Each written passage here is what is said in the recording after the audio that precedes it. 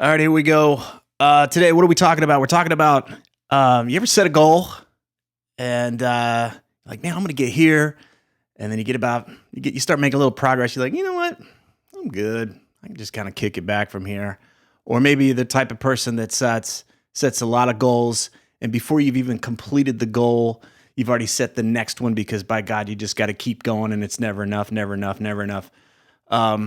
We're going to be talking about today. We're going to be talking about motivation. You're going to learn the differences. There's two types of motivation when it comes to fear, what I call just enough disease and then never enough disease.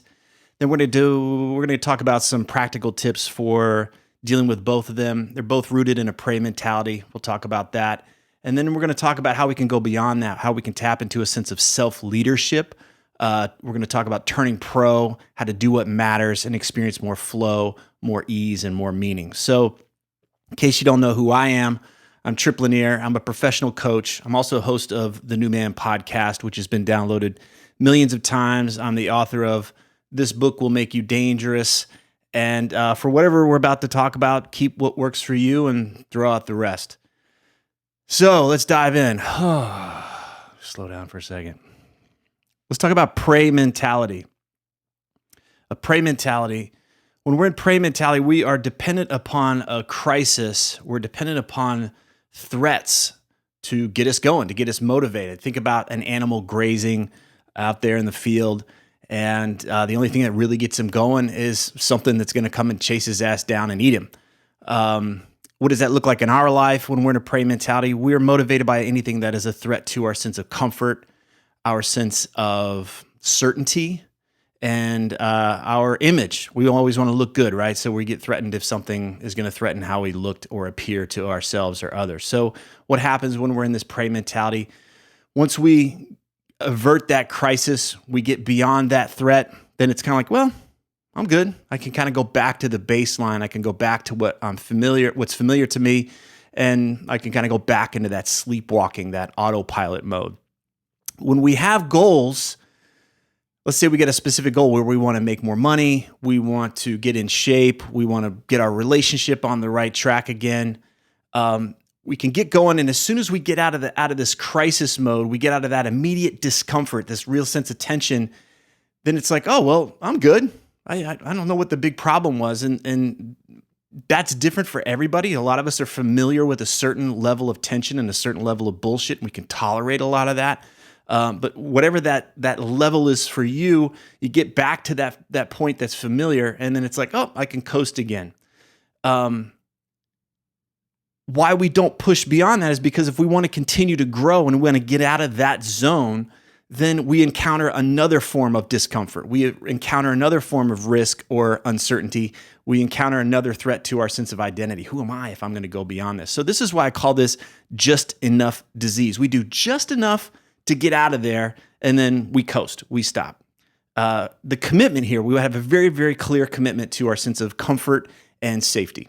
Keep that in mind as we go forward. The cost of this is that we only go so far. We've got one foot on the brake, we got one foot on the gas, and we're just getting by. We're on this flat or stagnant trajectory. We're not really happy. We're not thriving. We're certainly not thriving. And this can be exhausting. It kills our confidence. It kills our self-trust because deep down we know that we're full of shit. Deep down we know that we really can't depend on ourselves. We say we want to do ABC, but we only get a third of the way there and then we coast. And that really eats away at our peace of mind. This is an amateur mindset. Okay, we'll talk about going pro in a minute. Let's talk about this other mindset. Instead of the prey mentality, we've got this, what I call the neurotic Labrador retriever, this ball chaser. From the outside, this guy is probably wealthy. He's probably really successful. He's highly ambitious, highly driven. He's a high achiever. Inside, and I get to talk to a lot of these guys, inside is exhaustion. There's drain. There's this addiction to fear. It's like constantly running near the red line. That becomes the norm. And I got to be clear. I don't want to be full of shit. I do both of these. I'm not immune to any of this stuff. I think all of us have both of these in them. So anyway, back to the ball chaser. Chasing the ball, this neurotic Labrador, this is what I call never enough disease. Instead of just enough disease, it's never enough disease. We're always always moving, always progressing, always charging. But the felt sense is that we're never really getting anywhere. We're kind of still stuck on this trajectory. The circumstances around us may be different, but we still have a very clear sense that I've got to keep going. I'm not quite there yet. There's a trap. We can do a lot of the right things for the wrong reasons. And in this situation, for our ball chasing Labrador, he can never really outrun this fear. He can never really outrun his monster. For him, the fear is he's going to go backwards. He's going to go backwards in terms of status. He's going to go backwards in terms of, I'm going to say it's a perceived sense of safety, because a lot of times these guys can make a lot of money, but for them to go backwards in terms of their salary, even if it's really sky high, can feel very threatening to them. And then underneath that is this fear of being a loser, right? So you've got to always be going up, because if you go backwards or you stagnate, then that is the sense that you are a loser. And a lot of times that is really the true fear that these guys are up against. So the commitment here is to status and prestige. It's about, I am a winner, I'm enough, I'm good enough, and gosh darn it, I'm going to prove it to you. These guys are highly self-critical. They've got a very, very sharp inner critic. And so they always are able to point out that no matter how much they do, it's never enough. It's never good enough. And they can always find more threats where there's other ways where something could be taken away from them, or somebody can be better than them, that kind of stuff. So they never get a sense that it's ever enough. The cost of all this is that you live in this type of lifestyle, you can have it all, but never really enjoy it. You're always on the run. You're always jumping through hoops. You never feel safe. A lot of these guys, myself included, had some kind of a trauma in their early years. And so their nervous system is all out of whack. And they're not aware that their nervous system is distorting how they experience life, and therefore distorting how they see opportunities in front of them. When they're scanning for future threats, or they're scanning for possible ways that they can be challenged, they're never really present. They're never really able to enjoy what's happening right here, right now. And it keeps them stuck in pissing matches, keeps them stuck in this perpetual hamster wheel of being busy. And they rarely give themselves permission to do what they love. They can't. It's like, one day I'm going to get there. I'm going to do what I love. One day I'm going to be able to do what truly matters and what's truly meaningful for them. So life passes them by, and again, we don't have any peace of mind when we're in this type of mindset. So I see a lot of these guys. I see them in myself. Both of these types, the just enough disease and the never enough disease, making lots of excuses. And both of them, to a certain degree, are playing the victim, right? They're powerless to this programming and this game that's happening between their ears. Let's talk about another possibility. Let me take a little shot here. Let's talk about another possibility. Let's get out of this survival mentality. What if we could get out of this survival mentality? What if we could create from something deeper than fear? What if we could begin to recognize our mortality? And the reason why I bring this up, and I talk about this in the book, is when we don't have a sense of our own mortality, we dick around. We believe we've got this magical time that's going to come where we finally have permission, our shit's going to be together, all the things are going to line up, and we can finally do what we ultimately want to do. When we're in this prey mentality, when we're in this just enough disease, we want to ask ourselves, what do I want more in life than just to avoid something that's a threat to my sense of comfort or safety? What am I waiting to create or experience? If I'm in never enough disease, we want to challenge the fears. We want to challenge the beliefs. We want to challenge this idea that we always have to be progressing. Am I really in danger if I'm not always progressing? Am I really in danger? What if I had nothing to prove? What if there was no one to impress? What am I waiting to create or experience in this lifetime? When I start to strip away the fear-based stuff, then what is it that I'm really here to do? What this does is it starts to open the door beyond comparisons, beyond scanning for threats, and we start to look beyond our fears, and we start to tap into something much deeper. We start to tap into our sense of self-leadership. We start to tap into our sense of sovereignty. We tap into something that is bigger than us, that's wanting to be lived as us. From this place, we can start to experience flow in what we do. Our work can become enlivening instead of draining. Let's talk about how we can start to do this. If we're in just enough disease, we want to ditch this hobby mentality. We want to ditch this amateur mentality, and we want to turn pro. Stephen Pressfield's famous for that, coining that term. He wrote a book called The War of Art. He wrote Turning Pro. He wrote Do the Work. Check out my interviews with him. What does that actually mean? When we're turning pro, we want to recognize our commitment to comfort. We want to recognize our commitment to avoiding risk. But ultimately, we want to identify the goal that we've got. We want to get very specific. We want to clarify what that thing is. And instead of fixating on that outcome, we want to shift our awareness to the behavior or the set of behaviors that would make that outcome inevitable. The key point here is, what are the necessary behaviors, the essential behaviors that would make that inevitable? What would ensure that success? Another way to shift our mindset here is, what would I do if I was being paid a shit ton of money to make this goal a reality? And a lot of times we could see it was like, oh, well, I'd hire somebody, I'd get help, I'd get out of my own way, I'd put this thing first in my day, I'd ask for, input from this person, I would outsource this thing. You start to see where you get out of your own, you no longer become a bottleneck to yourself.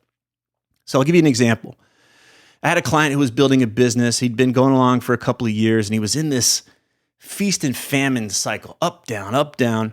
He'd get into a place where he, was stuck and there wasn't a lot of money. He'd hump it and really get going, bring in some money, and feel that sense of relief from that danger, right? Like the hunter, he's no longer being hunted, feels that sense of relief and like, I could put my feet up now.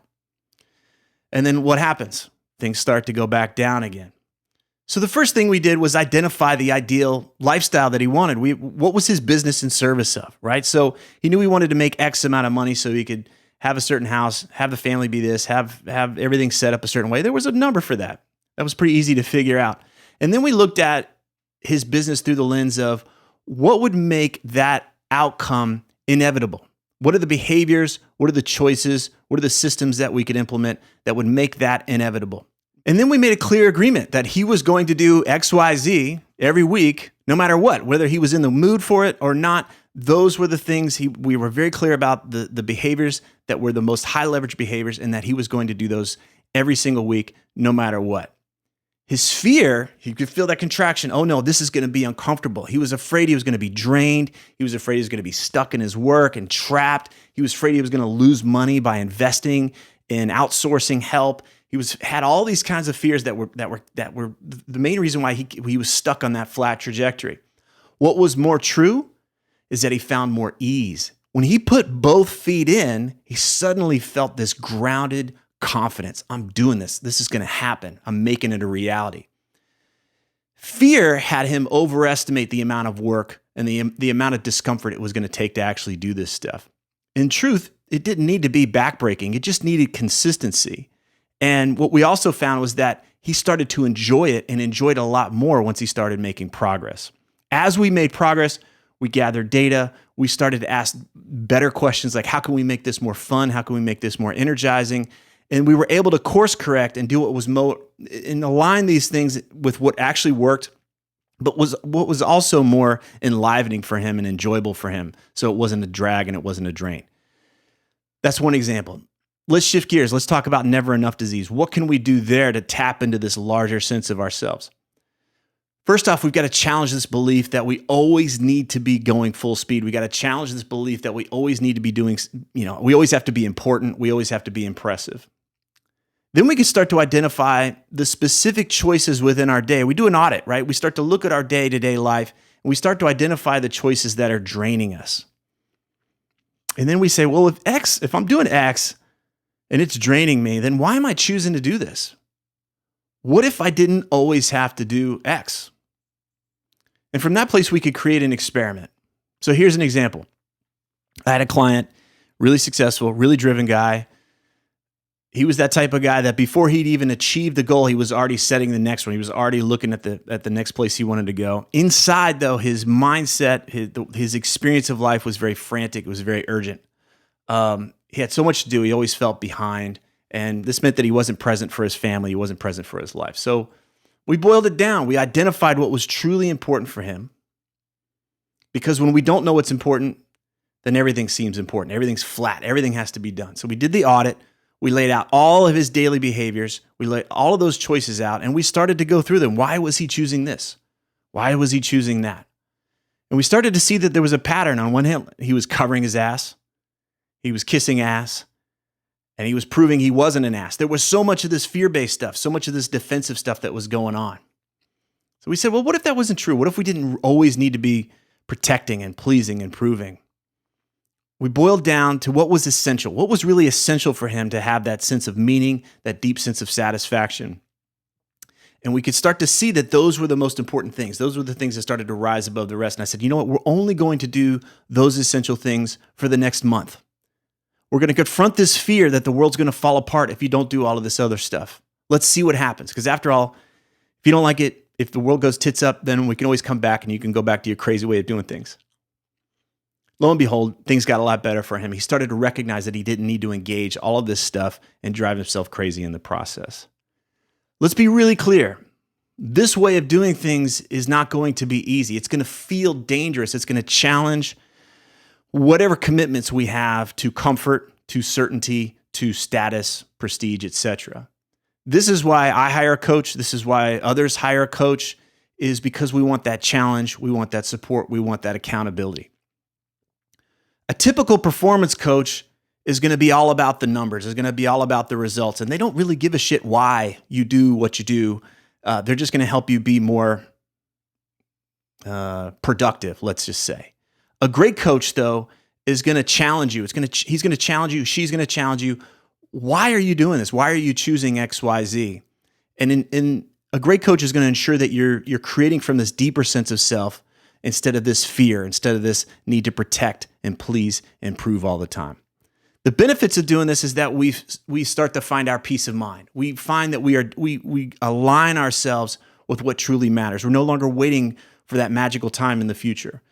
We begin to trust ourselves more. We are in integrity. We do what we say we're going to do. We see progress and we experience flow in that progress. We're working towards what really matters and we're enjoying it along the way. It's not a rat racer mentality. We shift our mindset. We enjoy what we do versus only doing things in order to avoid danger. And we relax this need to keep score or always be seeking completion for something. And we find that when we do this because it's who we genuinely are.